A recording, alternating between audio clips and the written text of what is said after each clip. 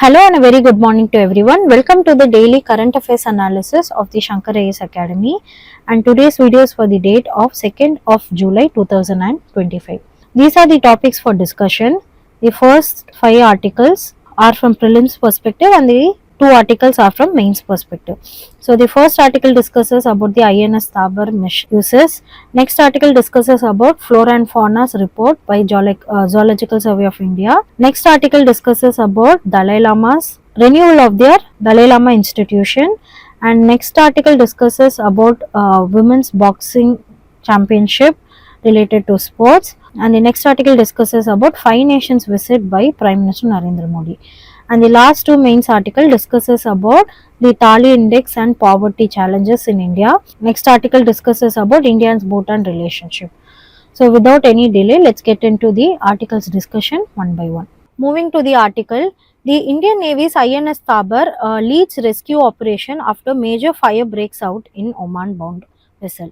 So here INS Tabar, a fleet frigate of the Indian Navy, responded to a distress call from Palau flagged vessel which caught fire and en route from Kandla to Oman. So Kandla port is in Gujarat, and Palau flag means Palau is a small island country which is present in Western Pacific Ocean.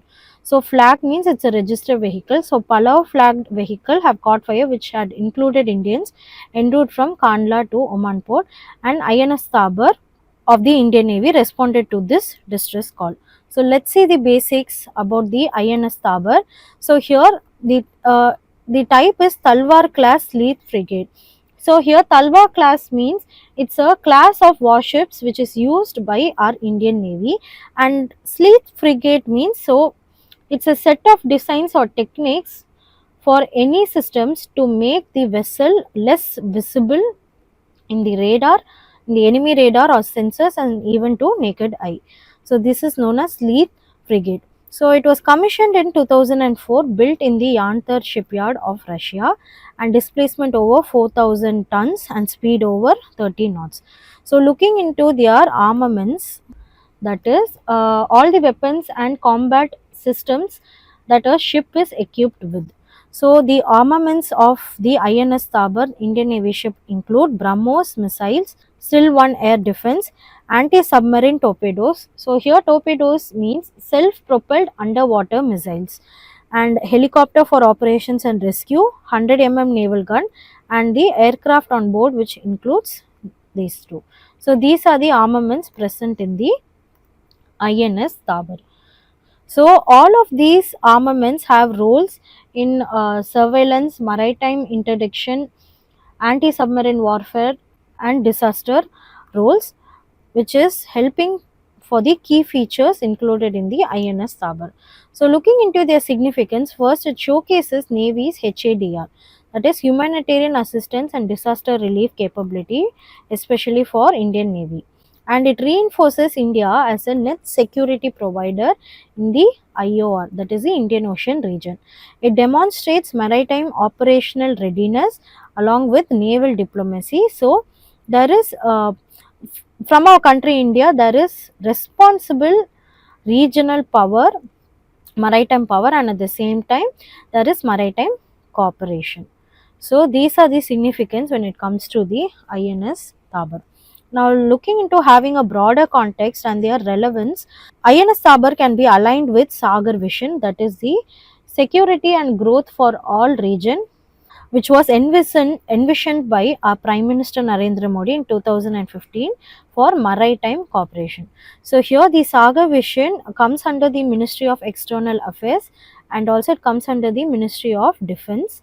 These are the two nodal ministries for SAGAR vision, and they also come under the Ministry of Ports, Shipping and Watering.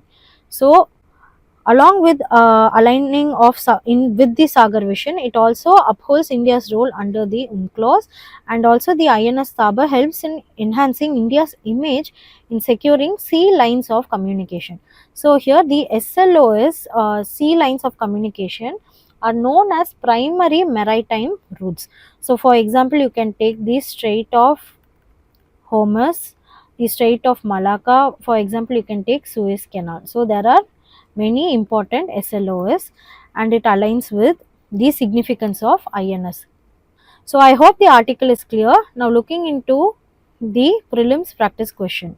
With reference to INS Tabar, consider the following statements. It is an indigenously built multi-role slith frigate. Indigenously, no.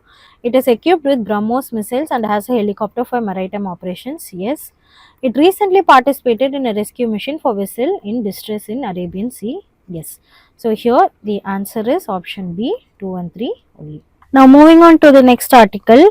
In 2024, India added 683 new faunal species and 433 new taxa of flora to its biodiversity database, where with 101 species, Kerala recorded highest number of fauna discoveries, followed by Karnataka 82 and Tamil Nadu recorded 63 discoveries. So these discoveries are highlighting India's rich biodiversity and critical role of systematic research in conservation. And they also, while significant finds, it included 2 new reptile genera and rare orchids. Now let's look into the overview of 2024 species discoveries. First is fauna, where there were total additions of 683, 459 newly discovered species and 224 new records, which is known globally. That is species already known globally, but it is newly recorded in India. And next is flora, which is the plant species. Total new species would include 410 and total new taxa would include 433. So here the report is published by the Zoological Survey of India, and let's see the basics. So it is established in 1961 and the headquarters is in Kolkata, and it is under the Ministry of Environment, Forest and Climate Change, Government of India. So here their mandate is exploration, documentation and research on India's animal resources. So looking into their key roles or key functions, they conduct nationwide faunal surveys across India's diverse ecosystem, and they also publish animal discoveries report annually, which brings in listing of new animal species discovered in the country. And next is they maintain national zoological collections, the most extensive reference collections of the Indian animals. And next it advises on taxonomy, such as expertise on taxonomy, biodiversity conservation and wildlife management, and they support national biodiversity database and environmental assessments. Now looking into another organization which submits this report, which is the Botanical Survey of India, that is the BSI. So here looking into the overview, they were established in 1890 and they were modernized in 1953, and their headquarters is also in Kolkata, and they also come under the Ministry of Environment, Forest and Climate Change. So here their mandate is to have survey and conservation of India's plant biodiversity. So here they include floral. Now looking into their key roles or functions, first they conduct plant surveys to discover and document flora across India. So they conduct floristic surveys across many ecosystems present. Next they publish plant discoveries annually listing new identified plant species. So they maintain the herbaria and plant specimens collections for references and researches related to the discoveries. They focus on endangered, endemic and medicinal plants, and they provide scientific input for conservation planning, policy formulation and biodiversity registers. So these are the two main organizations which are important for the report annually. So I hope the article clear. We have seen a prelims understanding. Now let's see a prelims practice question. Which publication is released annually by the ZSI? And the answer is option C, Animal Discoveries. Now looking into the next article here.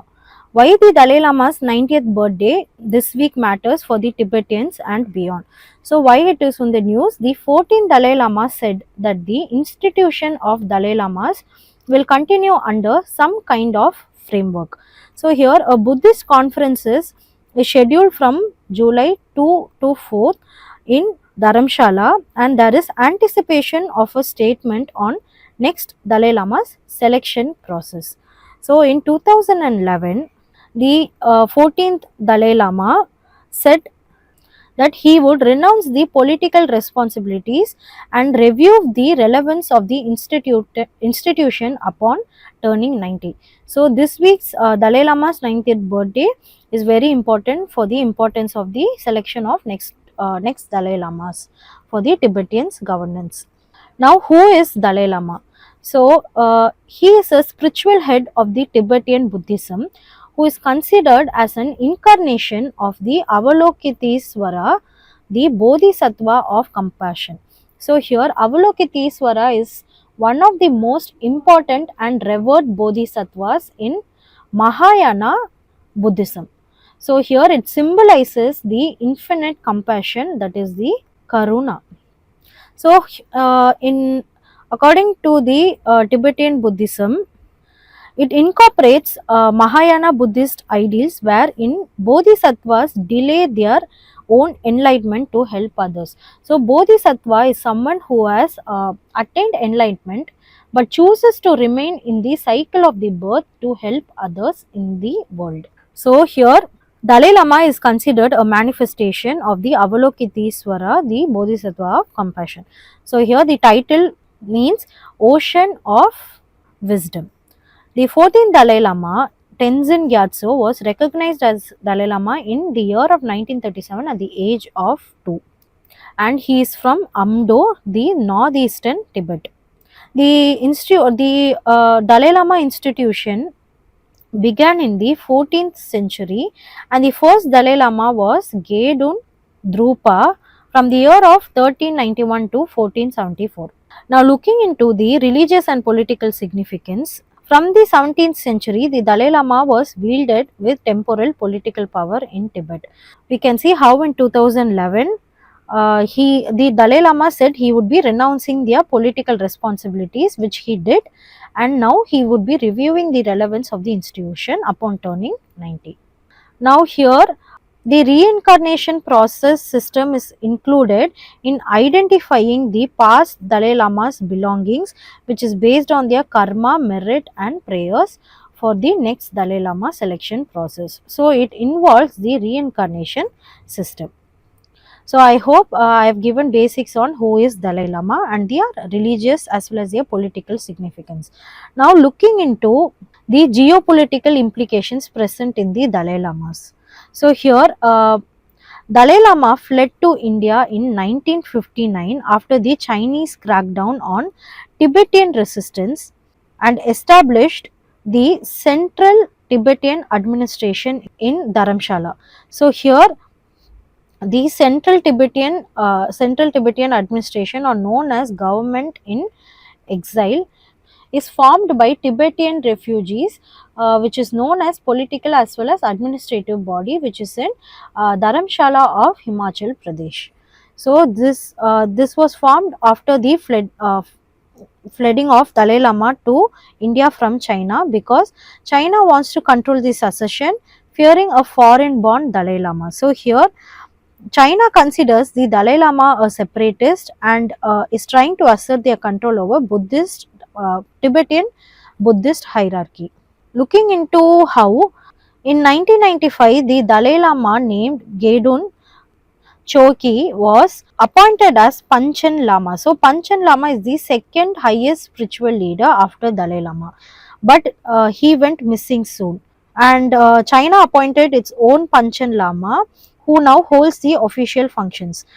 So, this move reflects China's broader idea to sinicize the Tibetan Buddhism for political control. So, here sinicize means to align the minority religions and cultures with the Han Chinese identity. So, here Han Chinese is one of the most oldest continuous civilizations for country China, and over 90% of the population is in Han Chinese. So, after all these interference by China in the Tibetan governance, Dalai Lama fled to India, forming the CTA, which is very important for the understanding of geopolitical implications. Now, what are the geopolitical stakes contained? So, here Looking into implications of India as well as US, India hosts the Tibetan government in exile and could face diplomatic consequences depending on the next succession. So here the US have passed the Tibet Dispute Act, calling on China to resume their unconditional dialogue with Dalai Lama or his representatives. And looking into Dalai Lama's stand, he rejected Chinese interference and may issue guidelines for his successor and emphasize Tibetan autonomy and not independence. So here in his recent book Voice for the Voiceless, he said the next Dalai Lama would be born in free world and not in Chinese controlled Tibetan. So he criticized China for rejecting religion yet interfering in religious traditions. And the emphasis on Tibetan autonomy is important as it remains a strategic concern due to its location, rivers as well as its natural resources. So I hope the article is clear. We have seen basics understanding about who is Dalai Lama and also about a history on the geopolitical importance. Now looking into prelims practice question, which of the following statements regarding the Dalai Lama and Tibetan Buddhism? Dalai Lama is considered a manifestation of Avalokiteswara, the Bodhisattva of wisdom. The reincarnation process of Dalai Lama involves identification and previous Lama's belongings. The Central Tibetan administration is headquartered in Kathmandu, Nepal. The current Dalai Lama has rejected the responsibility of institution continuing beyond his lifetime. So, put your answers in the comment section. Which of these statements are right? Now, moving on to the next article, measuring poverty shouldn't be about calories. India needs a Thali index. So, the article proposes the Thali index as a more practical and culturally relevant way to measure the poverty in India, replacing the outdated calorie-based method. So, by calculating how many basic meals, that is the Thali, people can afford daily, it really reveals that up to 40% of rural population and 10% of urban population could not afford 2 thalis a day, indicating that levels of food deprivation are much higher than implied by the poverty estimates. So, it highlights the need to assess the poverty metrics and better target food subsidies to the truly needy. Now, what is poverty? So, poverty is a condition where an individual or a household lack the financial resources to meet the basic necessities of life such as food, clothing, shelter, healthcare and education. So, when there is poverty, there is low income and the cycle of growth and development will be hindered.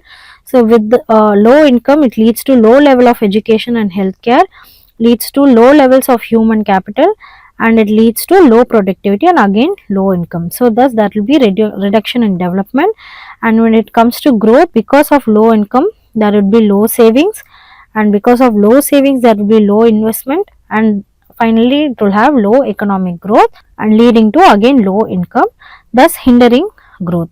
So, these cycles are more important to understand poverty. Now, what are the challenges in India's poverty estimation? So, here first, outdated calorie based method, and the method is inadequate as it is India's official poverty lines are based on minimum calorie requirement. So, this method ignores cultural food practices, nutritional quality, affordability of balanced diet. So, the examples from the articles include calories measure only energy intake and not food adequacy and satisfaction. So, including of these factors brings in an outdated calorie based method. Next is underestimates food deprivation. So, here according to the World Bank of 2022 to 23, the rural poverty is at 2.8% and the urban poverty is at 1.1%.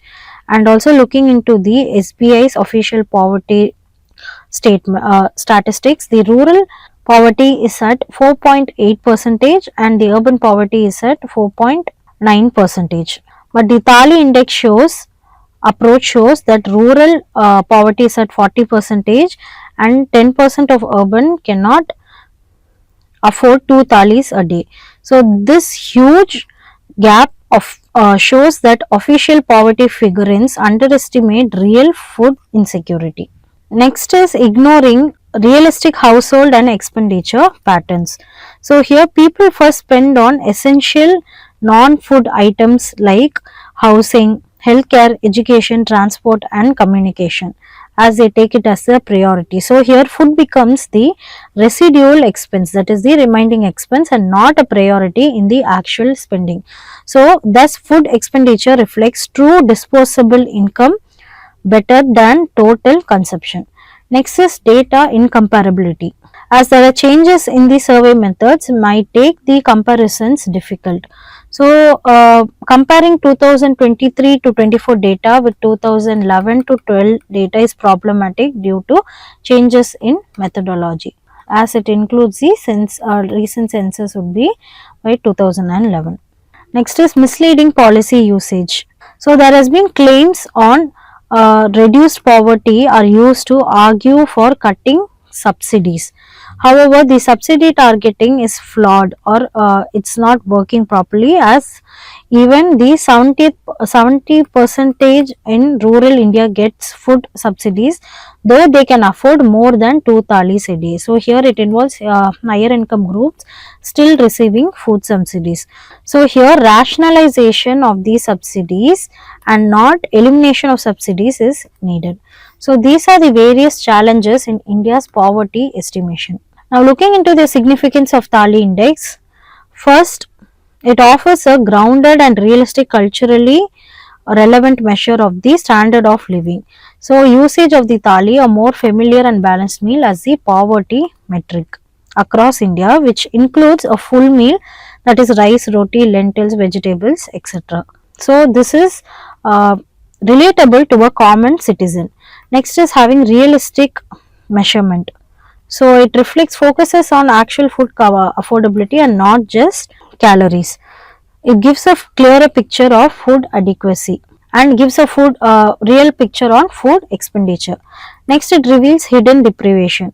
While the official poverty, that is by the World Bank, which estimates rural poverty at 4 to 5%, the Thali index, it shows large scale food insecurity despite low official poverty rates, which is almost 40% and 10%. So it gives even more a larger picture or larger scenario and a real scenario. Next, it improves subsidy targeting, helps in rationalizing support more for the poor and less for the well off. So there is fairer reach of the subsidies. And next, it reflects modern spending. So recognizing rising non-food expenses in poverty assessment, and it includes the recent changes or recent trends in money spending, and thus highlighting the gaps. Next is nutrition sensitive. So it aligns with the balanced diet and health goals, which is aligning with the Indian food intake.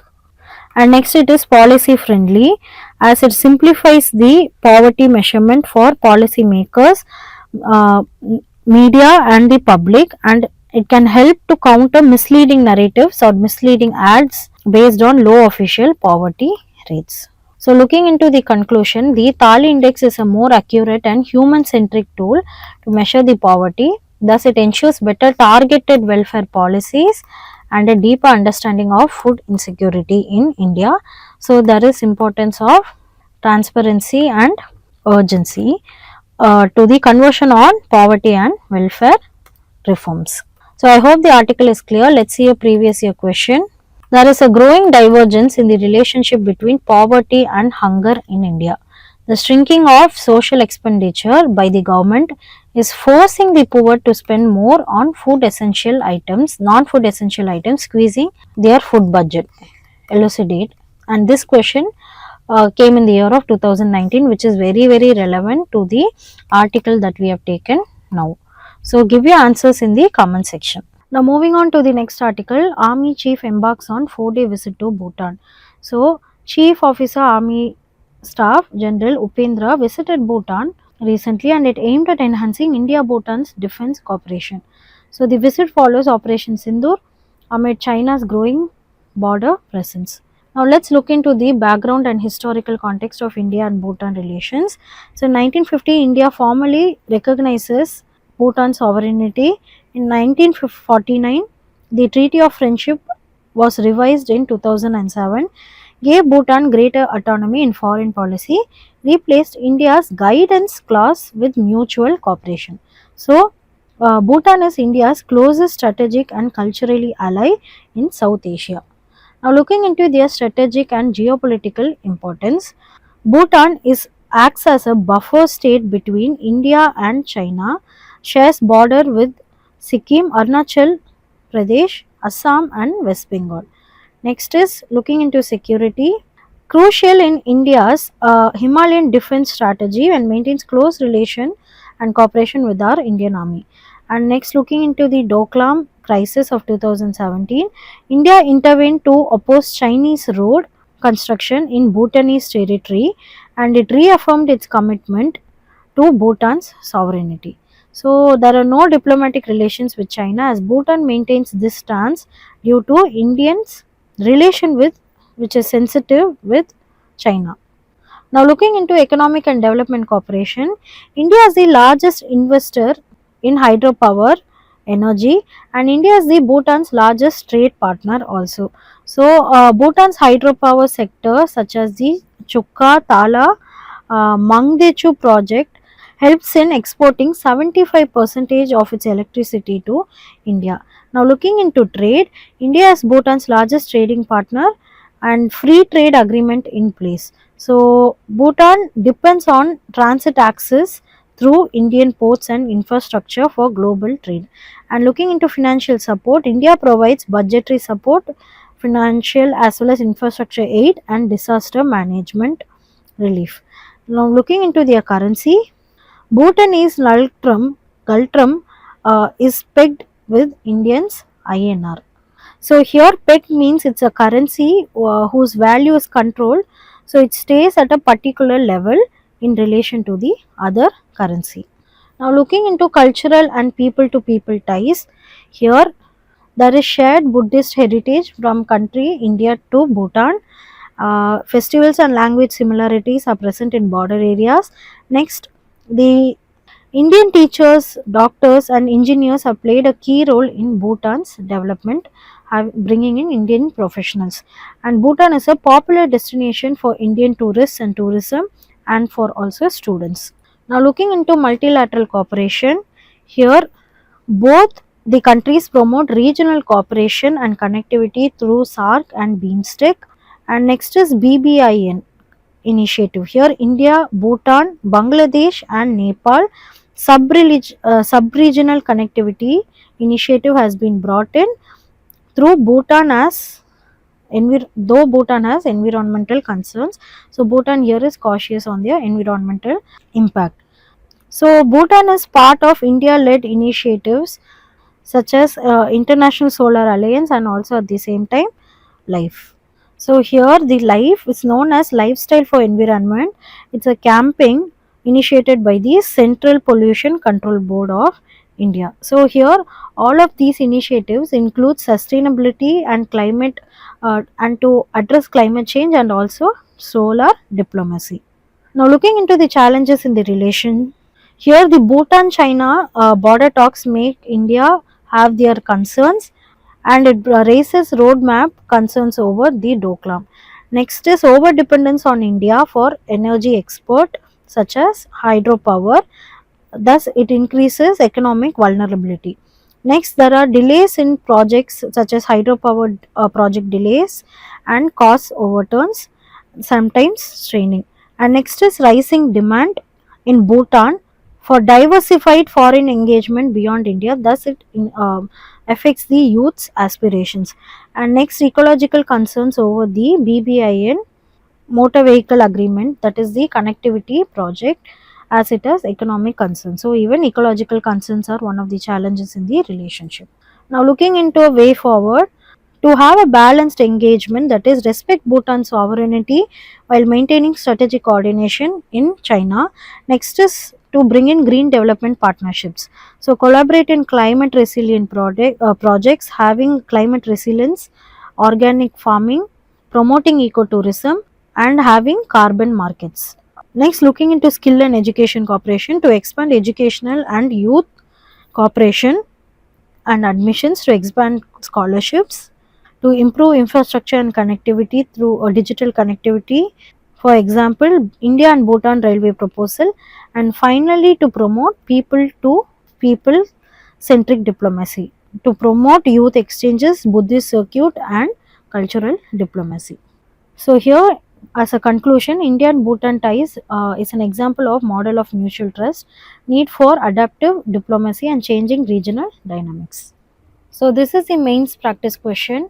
Discuss the strategic and diplomatic significance of Army's chief visit to Bhutan in light of India's regional security interest and defense cooperation. Now moving on to a sports related article. So here, home favorite Nikat to take on Jyoti for 51 kg title. Nikat Zareen have entered the 51 kg final of the Elite Women's Boxing Tournament, which was conducted in Hyderabad. So let's look into the basics. The Elite Women's Boxing Tournament is a national level platform for top Indian female boxers. So it is a national level boxing competition in India, and it features top tier Indian females boxers across various weight categories. It serves as a platform for national selection and preparation for international championships and talent scouting by national coaches. So it is organized by the Boxing Federation of India. So what is Boxing Federation of India, or BFI? It is the main organizer of this competition, and it is the official governing body for boxing in India, and it is affiliated with the IBA and IOA. IBA is known as International Boxing Association, and IOA is known as Indian Olympic Association. So here we can know how important is the role of the BFI. So it organizes national championships and selection trials. It also provides training camps, coaching and ranking systems, and also it manages international representation of Indians, as it manages Indians representation at Asian Games, Commonwealth Games, and the Olympics and World Championship. So that's how important the BFI is. Now looking into the initiatives of Government of India to enhance the importance of sports, first is Khelo India program. So it focuses on grassroots sports where there is development for youth under, it organizes youth games for under 17 as well as for under 21, and it provides an annual scholarship of 5 lakh per year to the selected athletes. So the it organizes the Khelo India Youth Games nationwide. Now next is the Target Olympic Podium Scheme, that is the TOPS. It supports elite athletes aiming for Olympic medals, and it offers advanced training and international exposure and a 50,000 monthly stipend. Next is National Centers of Excellence, NCOES, managed by the Sports Authority of India. So here it provides high performance training, expert coaching and sports science support through SAI. And next is the Fit India movement, where it promotes daily fitness and physical activities in school, colleges and workplaces, and it aims to build a culture of health and wellness. And next is the BFI initiatives, that is the Boxing Federation of India's initiatives. It organizes national tournaments, selection trials and international training for boxers, and also offers special support for women boxers and Olympic hopefuls. So I hope the article is clear, and this is the prelims practice question. Consider the following statements regarding elite women's boxing. It is a national level boxing competition held in India. It is organized by Indian Boxing Federation. EWBT will serve as a platform for selecting boxers for international championships. So here option C, all the three are right. Now moving to next article, PM Modi's 5-nation tour likely to focus on defense cooperation, African outreach and multilaterals.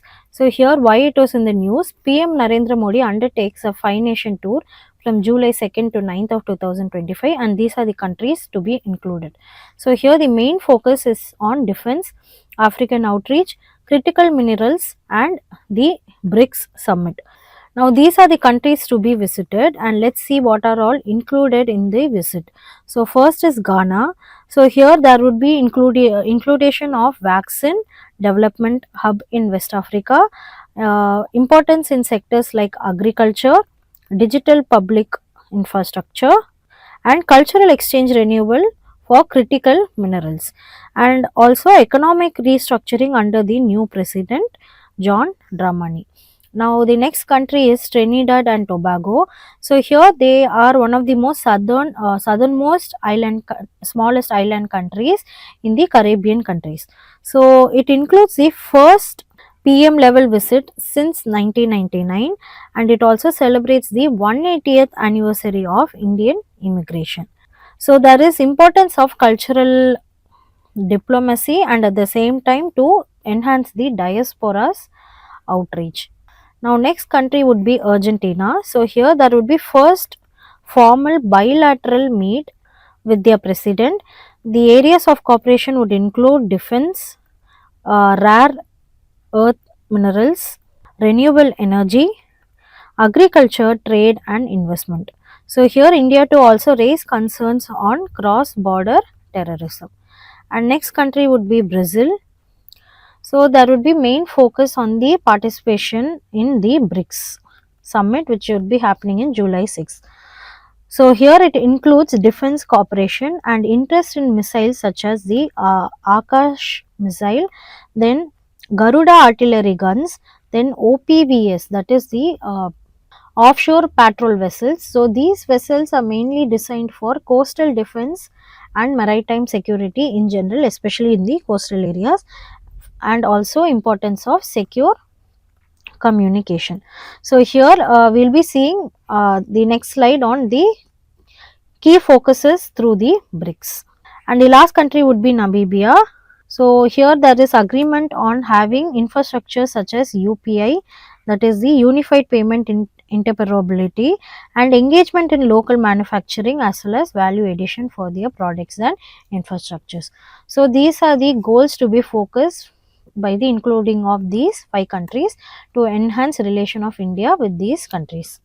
So we can understand the key themes of the tour, that is to have strategic defense cooperation with Brazil and Argentina, including rare earth and critical minerals partnership, especially with development and joining with African as well as Latin American partners, and to strengthening south to south cooperation. So for example, BRICS and IBSA, that is India, Brazil, South Africa Dialogue Forum, and the G77, that is the coalition of the developing countries at the UN. So here this forum helps to amplify the voice and influence of the developing countries at the UN. So through these formation there is possible and strong impact of south to south cooperation in both economic, political as well as cultural importance. And next is diaspora and diplomacy and digital health infrastructures, as we have seen, such as the DPI and UPI. Now moving to BRICS Summit 2025 key focus area, first is to bring in global governance reform, having a fairer multilateralism. So here there is emphasis on restructuring multilateral institutions like the UN, IMF and World Bank to make them more representative of the global south. Next is to have peace and security concerns and multilateral improving multipolar diplomacy and having anti-terror policies. Next is to have focus on the climate and environment through COP30, that is the Conference of Parties, through the involvement of AI in having economic cooperation and digital inclusion, through more in a sustainable manner to bring in sustainable development, and at the same time to have equitable green transitions. And looking into India's future role, India to chair the BRICS in 2026. So there is high chance to shape the agenda on technologies in such and finance and also fintechs with different countries, and to have global equity.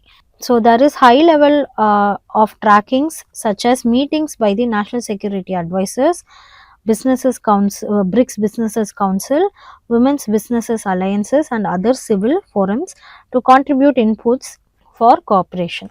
So I hope the article is clear. Now let's see a prelims practice question. Match the following countries with key focus areas of cooperation during PM Modi's 2025 tour. So it includes Brazil, Namibia, Argentina and Ghana, and they are focusing. So what is the correct answer? Put it in the comment section. Thank you so much for watching the video. Hope you give a like, comment and share. And to further not to miss any other content, subscribe to our channel. Thank you and have a nice day.